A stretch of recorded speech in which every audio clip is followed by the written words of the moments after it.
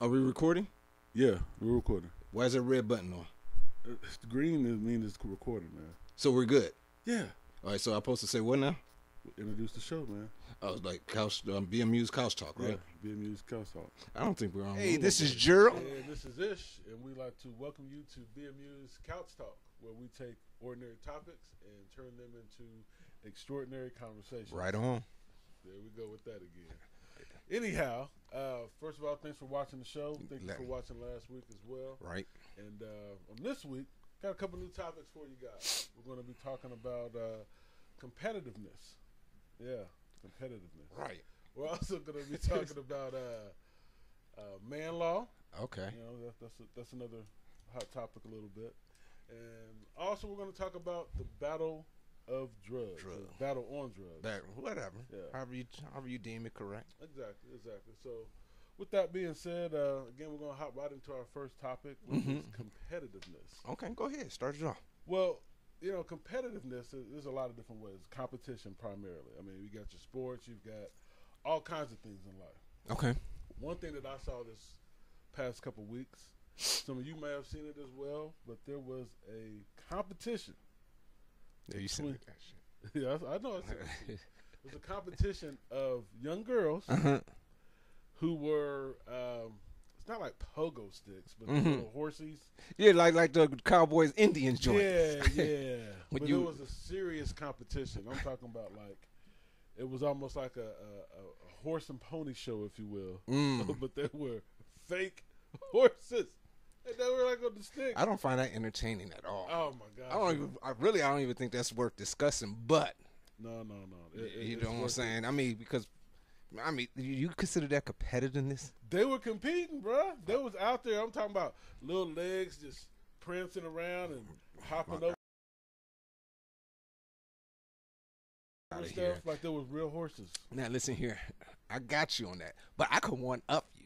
Because they actually had this girl acting like a horse, and she was on all fours. So fuck the stick between the legs. Right. She was doing the whole nine. You know what I'm saying? So what do that shit? You know what I'm saying? What do that shit? But I mean, you can take almost anything and make it a competitive sport, so to speak. You know what I'm saying? I think, for example, the horses or the fake horses or whatever, like they were really going in on that. I couldn't believe how crazy it was that they were, you know, prancing around with their little legs, and then they was making noises, and like people were judging them, like, "Oh, she's so graceful." I was like, "What?" Was it retarded? Let me stop. There we go. No, I mean there were real girls out there talking about they were crying, like if they lost. It wasn't like it was the Olympics or the gymnastics. No. Now that's real. I should have seen somebody break their damn legs and go back in. Now that's real stuff. And again, I mean, that's competitiveness as well, but I think that competition, I don't know, and I think it was on ESPN. Like I think they did a small segment on it. That made me wonder. Like, what do you consider real sports? You know, a real event. You know what I'm saying? Because this thing right here, it's just about a whole bunch of kids acting fucking silly. Let's just keep it real. I mean, they being stupid as shit. I mean, we could do that. Look, I'm telling you, it was almost like that's like having a thumb knuckle league. You know what I'm saying? You know the game pencils back. Yeah, you know what I'm saying? A pencil breaking. Yeah, I mean, pencil breaking. Listen, first of all, do not joke. Do not joke. In the 6th grade, I was deemed the pencil breaking champion, man.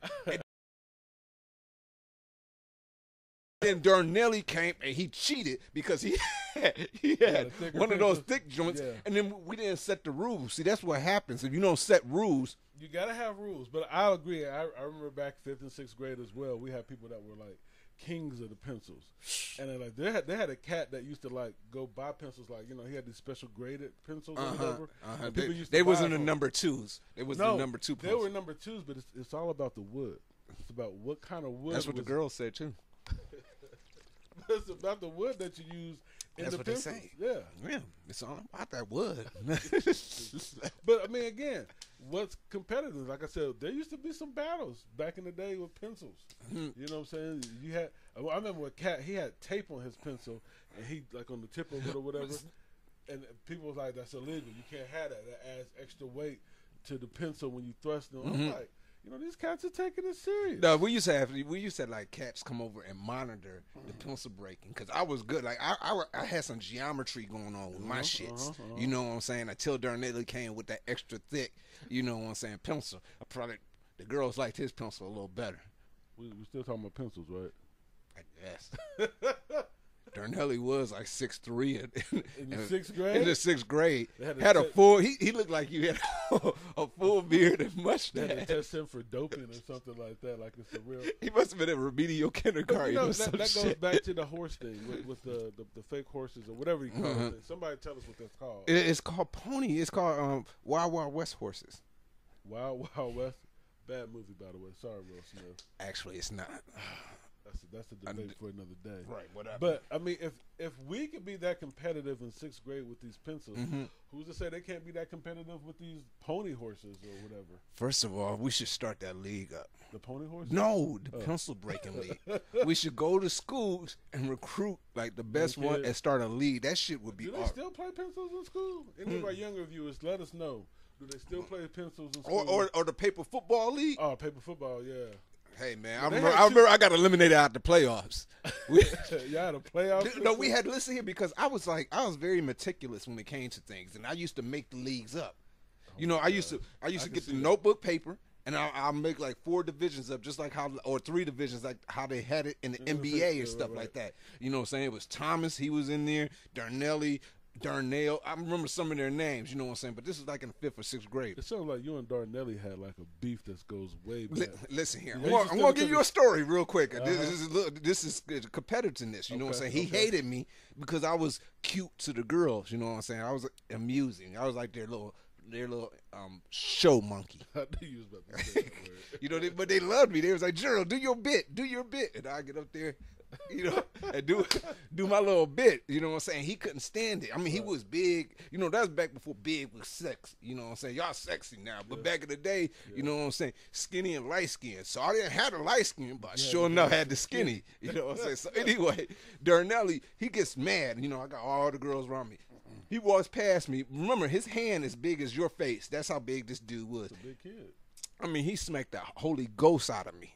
I'm talking about. All I seen was my spirit leave my body like on Dr. Strange. I seen myself, and I seen the tears coming out. As the smack hits me this way, the tears is going that way. I seen the whole thing. You know what I'm saying? All I know is, to make a long story short, he had been bullying me for the whole year. I used to see him coming. I used to go the opposite way. But anyway, to make a long story short. Did he ever steal your lunch money? Oh, he did way more than that. Okay. Well, go ahead, back. You know what I'm saying? You off.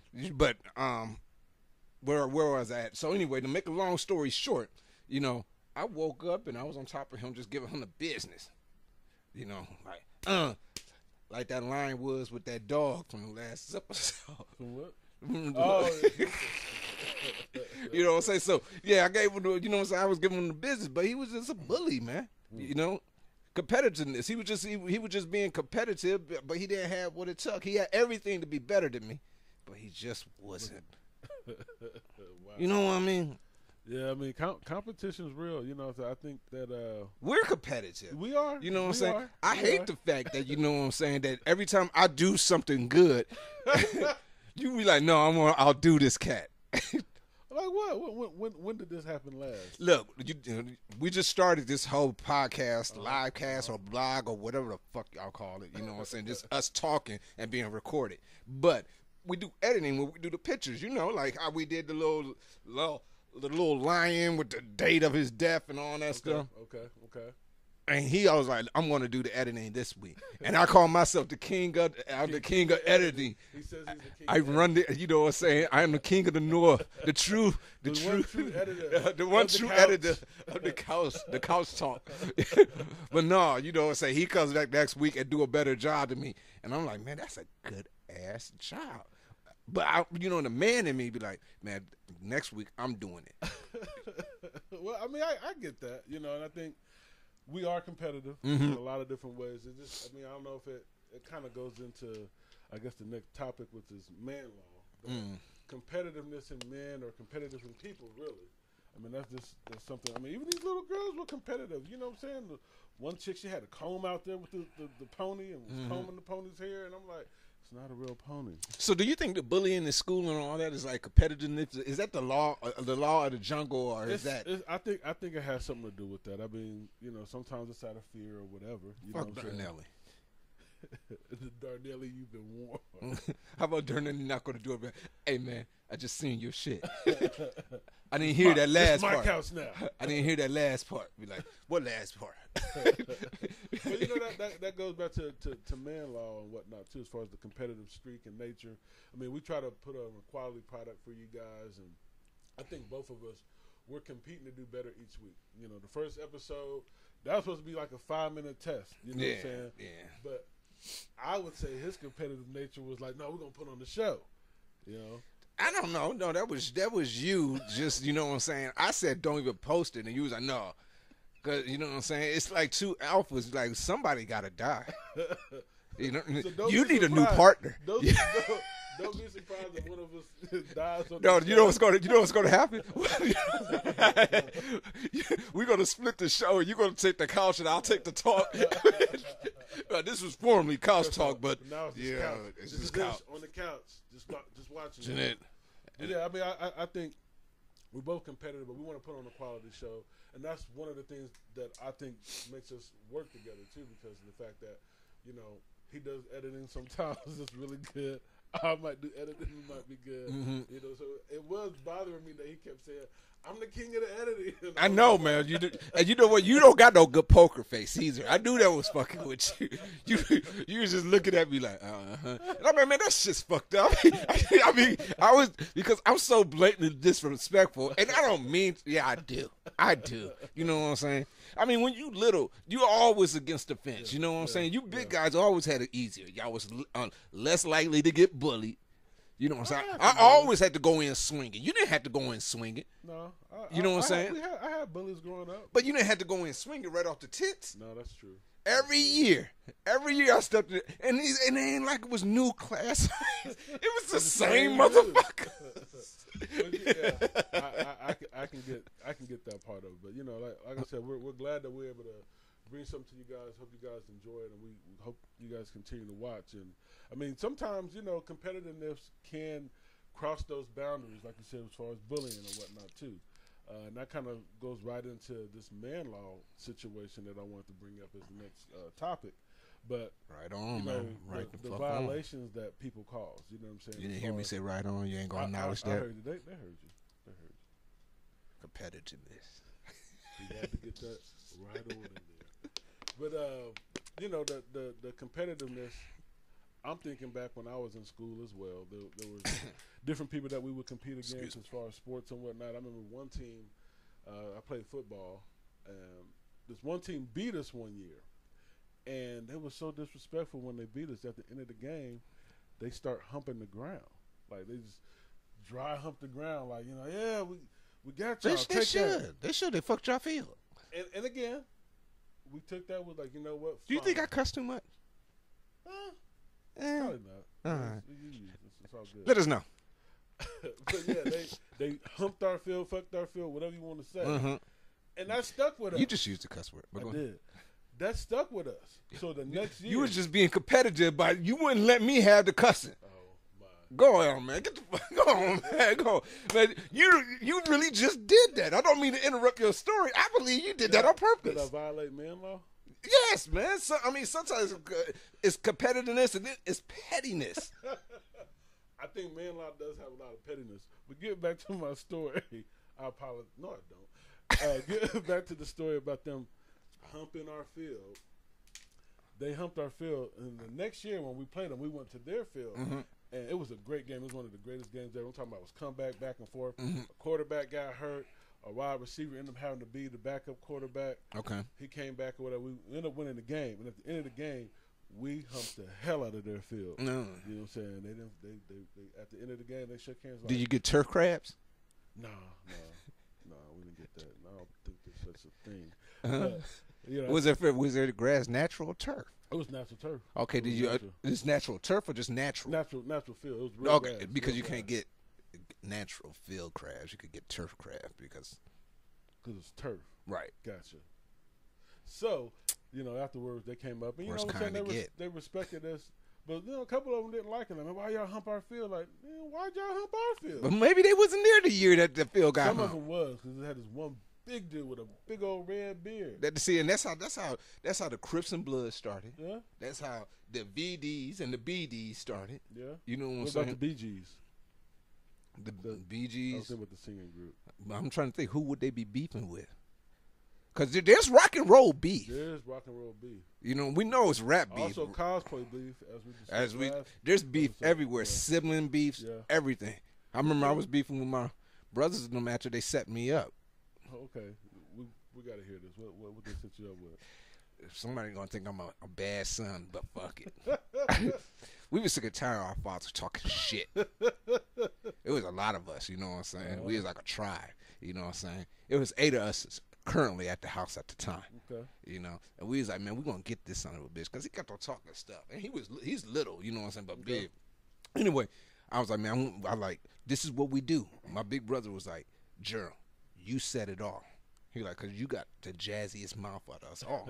So I was like, cool, you know what I'm saying? The plan was we was gonna sabotage my sister because he always took the baby girl, always tucked up for her. We was gonna put baby oil on the floor and make her fall. And that was going to initiate him. It sounded like y'all was making a murder. It was going to be a double. Was y'all mad at your sister too? She was a snitch. Okay. Competitiveness. She always wanted to be his favorite. Gotcha. So we was like, okay. We kept on getting us in trouble. We had a neighborhood dog that we shouldn't have had. And we snuck in the house. That was the whole beef. So we had my little brother burn her dials to send her a message like on The Godfather. Wow. He took her dial's head, cut them off. Then we didn't have microwaves back then, so he put the heads on like a platter. They put it in the oven, and they melted, and he laid them by her door. Wow! It was almost the equivalent of the fish with the the sleeping with the fishes, or the horse head in the guy. Exactly. Yeah. Okay. So anyway, you know what I'm saying? We got in trouble for that. So finally, you know, we put the plan together to get rid of my father, and the plan was that we was going to get her in some type of way, and he was going to call us downstairs and question us about who did it. And he did exactly what we planned for him to do. And my job was to get him mad enough to want to fight. And then they were going to jump on him, and we was going to beat him. And we were going to wrap his bike. I mean, it sounded like it was playful, but I think we was actually plotting a real fucking murder. But it didn't go that way. You know what I'm saying? These son of bitches, you know what I'm saying? I do my part. My part was to start the fight. So what happened? You know what I'm saying? He had us lined up, and he's like, which one of y'all did that to my baby girl and almost broke her neck? And I was like, it don't matter. And he was like, whoa. He's like, what? I said, it don't matter. So he looked at it as a violation. Yeah, he looked at it as man code. Like, listen here, I'll feed you. I'm gonna, you breaking code. Right. He like, you want to think about that? So it started off. That's what you said. How old were you? I don't know, like 10. Okay. You know, I always had a smart mouth. And I stepped up to him, you know what I'm saying? We was in line, and I stepped out of line. Like, you know what I'm saying? Just like how Martin did on Life when they say, who's that boy's pappy? And Martin stepped out, said, I'm that boy's pappy. Right, you know what I'm saying? That's how I was. Okay. I stepped up. So, you know, he two-pieced me real quick. It was the fastest two-piece I've ever seen. Ever. To this day. And I done got in plenty of fights, but the fastest two-piece I've ever seen. Boom, boom, boom. I think I was knocked out on the second one, but I didn't know it. Okay. You know, he picks me up, slams me. And now, all this that I'm telling you right now was disclosed to me after the fact because I don't remember right off. Okay. But they say slams me, and he's so heated, you know, he picks up a bag of potatoes. It must have been a 20-pound bag of potatoes. And he slams it on me. And he looks at the rest of them like, which one of y'all want some? And they all like, we don't even know what he was talking about. So they went against the original code. They went against the code. Wow. I woke up the next morning on the floor. He said, leave him here. Leave him. I woke up with dust on me from the potato bag because this was old school potato bags when they used to be in the paper and they had the nets in the middle. Yeah, you know what I'm saying? So the dust used to come out. Wow. So you get in there line and potato residue. The potato dust. You know what I'm saying? Field dust. I go upstairs like, what happened? They're like, oh man, they're like, man, you got your ass whooped. I said, why didn't y'all jump in? They're like, oh, we was gonna tell you before you jumped that, you know, the plan had changed. Wow. So they broke man code. They broke man code. You know, you gotta stick to your word as a man. You know what I'm saying? And that's one of the things people don't do nowadays, I guess. But I mean, you know, some other violations when you think about it. I mean, if you're in a urinal, you know, when the men go to the bathroom, let's say there's 5 urinals. Mm-hmm. Right? Then my cousin was telling me this once before that he was at one urinal at the very end, empty, Mm-hmm. and some other dude comes in to the very next urinal next to him. That's breaking man law. You know what I'm saying? You can't do that. There's other urinals. You always skip one or, you know, go down. Mm-hmm. You know, 2 guys. How about you really got to pee, and that's the closest one to you? No, it wasn't the closest, he said, though. Oh, he saw you went. If you really got to go, you really got to Gotta go. But, you know, if you're at the urinal and there's one here, I don't go. Here's one. If there's nobody else online, like you just indicated, and they come next to you and they start using the restroom, but they start sparking up a conversation. That's terrible. Hey, bud, how's it going? Right. What you mean, how's it going? Like, are you a 2 shaker or a 3 shaker? I seen a thing talking about Canadians earlier and how polite they are, and I have a conversation with you at the urinal. Maybe they're Canadians. I always think about bathroom rape. When you're in the bathroom, Like if somebody comes to me and just start talking, Oh, man, I yeah. look good, man. You know, and for somebody just to spark a conversation with me, it's like a girl when she's walking. right. She knows if you say hello, you trying to Trying to see what's going on. right. You know what I'm saying? You try to get your shovel out and dig that hole. Right on. I go that right on. You like that right on? Yeah. But Yeah, I mean, I think there's a lot of violation out there. Something else that's being violated right now when you talk about man law, fashion. Mm-hmm. You know what I'm saying? I know where you're We'll going. bring up a picture of it. But there's this, I call it a mansie or man onesie.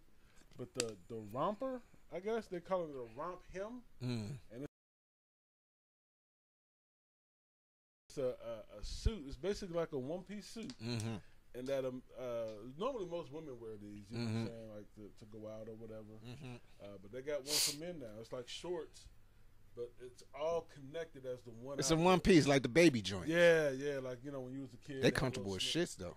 You got a mansie? No, I'm just saying, as a kid, those was Oh. comfortable as a shit. Yeah, I mean, you know, You know what I'm saying? there's a lot of things as a kid that's comfortable. You ain't got to pay taxes and bills, and you ain't got to. You don't got to do it when you're homeless either. We discussed that. But Yeah, I guess there's a lot of similarities to being a baby and being homeless. I know, carefree.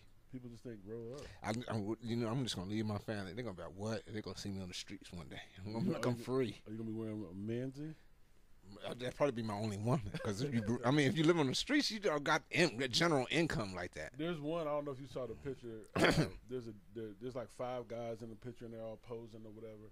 And one of them had on a fur coat. I thought about you because I was like, if he was to wear a mansie, he would definitely pimp it out with a fur coat. Get the hell out of here. I'm just saying, man. I think that's violating. What kind of man law. fur coat though? It was like brownish. You know what I'm saying? Almost kind of like the Teddy Pendergrass when he wore back in the day. You know what I'm saying? That was a mean. coat. That was mean. Right Even to on. this day. Right. Right to hook on. I gotta give him that. But yeah, I mean, I think that's, you know, what other laws is out there that people violating as men or women or whatever. You know what I'm saying? I mean, you wear what you want to wear, but it's not me. Listen here. There's I'm a lot. too big, first of all. Here's the thing. Okay. That's what I was saying last week about, or the week before, about being scared and having a double standard. Yeah. So it's a double standard for them to wear a onesie or onesie or whatever you call it. I call it onesies. Mansie. Yeah. Romp. Michael Jackson did it for years. He wore onesies? Yes, that one piece that used to unbutton at the bottom of his nuts. No, that was more like a Madonna situation. Leotard. That was like a leotard. Something like that, Leotards but it don't was button in the, on the ball He had, area, like, do it. snaps or something. Plus, he was all like grabbing himself, like, "Hey, look at me." But I'm just saying, man, those But things it's Michael snap right. Jackson. He can do whatever he wants. But yeah, I guess he can. He could even touch. I could touch the kids too. He could do whatever he wants. You know what I'm saying? I'm Michael. But what I was gonna say, I was gonna say something. You made me My forget bad. real I'm quick. sorry. You was talking about Michael Oh, Jackson. I was talking about man codes, and Yeah. you know. So here's the thing. Michael Jackson, you know what I'm saying, the onesies and all that type of stuff. He's entertaining. It's a double standard. You know, like girls could have a diary, but when is it okay for a man to have if Men I was can have a journal. you know what I'm saying, but can't have a diary. You can't just talk to your diary as to what you feel. I guess you could. So should I call you up in the middle of the night? I mean, I'm just saying, feeling sexy. You have. I'm just joking. And I appreciate you answering the phone. Again, violation of man law. There's certain things, there's perceptions that we have as people that, you know, sometimes we fit ourselves in the box. Sometimes we step out of that box. Like we were saying in a couple weeks episodes back, like certain things that guys aren't deemed to be emotional or whatever. Like, you know, the situation with the bear and whatnot. Mm-hmm. You know, I'm hearing this bear and I'm like, oh, yeah, I got to be brave with my pops. Yeah, you know got to fight the bear. But had I been like, oh, it's a bear, Uh-huh. you know, people would have looked at that differently. But I think, the Menzie, not for me, certain people that it might be for, it looks fucking ridiculous. Sorry to use one of your words. Just can't let me have it, can't you know. He can't let me. That's all right. You know, I come up with some new cuss words. First of all, you didn't come up with cuss words in the first place. You know what? Are you trying to say I didn't create them? I will let you have it. Jerrold No, I mean, no, I'm not saying I created them, but are you saying I didn't create them in this relationship? I don't even know if that's a real thing.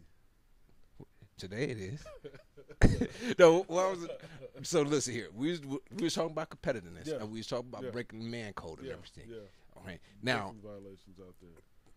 This next one that I'm about to talk to you about is what you said, the battle of drugs. Now, we talking about being competitive. Yep. The United States needs to be competitive against drugs. Okay. Listen here. The best way, I was thinking about this. This is far out, but the best way to defeat drugs is to make them legal and tax the shit out of them. Okay. If you want your American people to stop doing drugs, just throw Uncle Sam on that bitch and they'll leave it alone. Like healthcare, right? People don't want to pay the prices for premiums and whatnot. Right.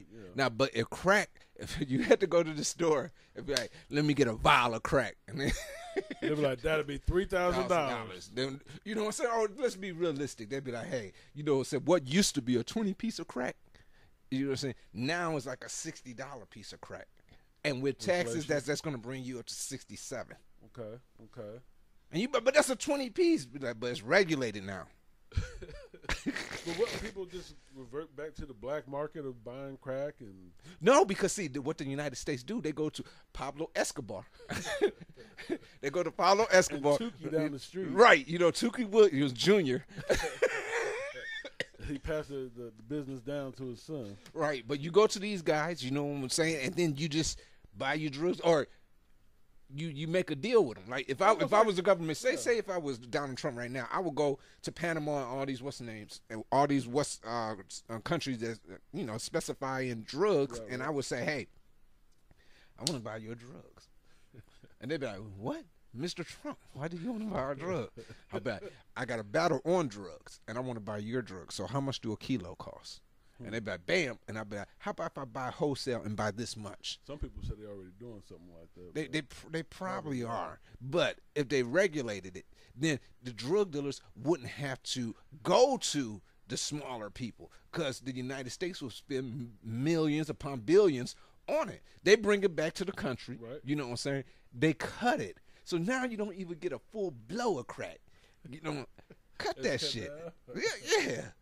What was that movie with Denzel with what was the name? It was a Blue China or Blue.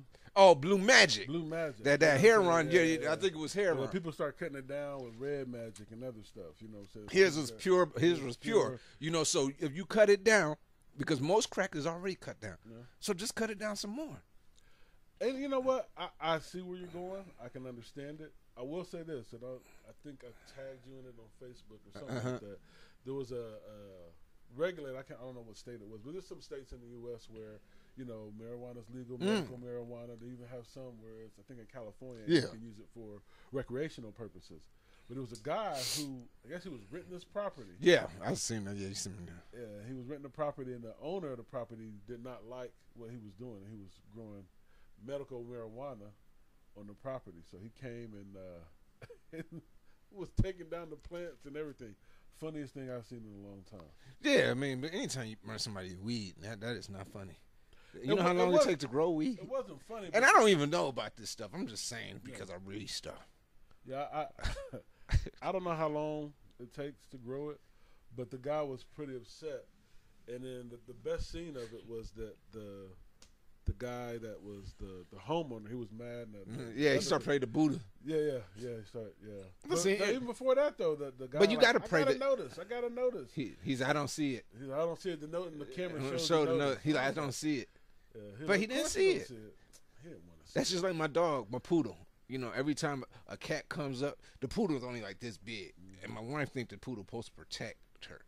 And every time these street cats, because they've been living on the streets their whole life, all they know is to survive. Right. You know, they go in the alley, they see another cat, they about shit. It's about to go down. Right, it's about to go down. So this little house poodle dog is gonna bark at me, you know, and he did. I mean, she did one time and almost got killed. The cat clawed her, almost ripped her neck off. I saved the dog. Wow. So since then, she don't even look at these cats. She like, they real gangsters. Yeah, we're sitting right there. The cats walk up on the porch, you know, the porch area. And I said, you know, the dog named Little Bit because she's just little, you know. My son named him when he was a baby, you know. So I said, Little Bit, you don't see that cat right there disrespecting the set? Right. And she'll be like, and she's looking at me. The cat's right behind her. She's looking at me like, and I just can imagine her like, what motherfucking cat you talking about? If it was a cat here, don't you think I would know it? You know, getting off that. You know what I'm saying? This is what I'm saying. Legalize what people are illegally doing. Like if you legalize prostitution, you got Las Vegas. Now what happened in Las Vegas? Nobody even want to buy pussy no more. It costs too much, from what I understand. You know what I'm saying? If you look at the research, they got analyticals for that. There's a business model that, I mean, and I know in other countries there's some places that certain drugs are legal, like Amsterdam and whatnot, and the Netherlands, I think. Hookering is legal too. Hookering. Yeah. Hookering. Hookering. The hooks. Wouldn't it just be prostitution? These are the hooks. Break it up. We'll have to bring that up on the next episode. Listen. You can't never go wrong with Curtis Lowe. Listen here. That's all I know everything about the 80s. But listen here. Right. Just legalize it. If you legalize hooking, then these bitches can't sell ass because you got to get a license, just like you panhandle. Yeah, right. That right there, the panhandling. Now you got all these Bible thumpers and everybody, these religious people like, oh no, you're just making it Solomon and Gomorrah. Right. You know what I'm saying? Whoever said Solomon and Gomorrah wasn't a good place to visit? Whoever said it? Did anywhere in the Bible did it say, hey, this ain't a good place to visit? It might not be a good place to live. But I guarantee you, many of people visited. A lot of people, according to the scripture there, a lot of people did visit. Right. You know what I'm saying? Listen, stop them from doing it in the dark. There's different ways to do regulation and whatnot. I mean, I think there's definitely a way to look at it. But, you know, when I seen the one guy arguing with his landlord, and the landlord just went ate shit crazy. You know what I'm saying? Start burning it up, and then the guy he was trying to put the fire out with the water hose, and then the landlord came through with the gasoline. They almost caught himself on fire. That was stupid son, bitch. Yeah, they was circling it or whatever, and then the guy was on the ground. I was like, man, what in the world did I just watch? It's crazy. We might put a link in the description there. Yeah, we're gonna definitely need to do that. You know, it was crazy to see that. How competitive they were, but at the same time, you know, you're renting from somebody else. There's different ways to go about it. You didn't have to break man law, if you will, trying to be disrespectful or whatnot. So it was crazy how they did that, man. All right, listen here, but I got a point. I bet you people understand what I'm saying. Just legalize everything, whether it's crack, whether it's heroin, legalize it and tax the shit out of it. That's how you stop people from being addicted. I think that's one way. I mean, like I said, I think there's an epidemic in this country as far as sure is. Everybody's trying to get away from the stress of normalcy and whatnot. Look, you take that crack pipe, you put it in Walmart, okay, and you charge $15 for that motherfucker. Yeah, but they could just steal the crack pipe. They could, But you know, do some MacGyver shit and make it at the crib themselves. I'm pretty sure that's probably what they're doing now. Yeah. You know, but I think if you get arrested with an illegal crack pipe, you got to go to court. Yeah, but if you're smoking crack at this point, you don't care about court. You don't care about court. I'm pretty sure you do. When other people smoking crack and they're not going to jail. Yeah. And then remember on The Wire, if I was the mayor of these towns, I would have designated crack smoking, drug taking areas. They have stuff like that. We're going back to the prostitution. They have like certain prostitution areas in other countries. Don't know how I know this, but you know what I'm saying. Probably every guy knows that. Probably. But yeah, they have designated things. Just like now, like the whole smoking a cigarette. I mean, in our state, listen here, it's legal for you to buy cigarettes, but you can't smoke it. Right. I mean, like I said, if you do certain laws or certain things that would deter more people from doing it. It's checks and balances. Yeah. These crackheads is running wild. I mean, even with the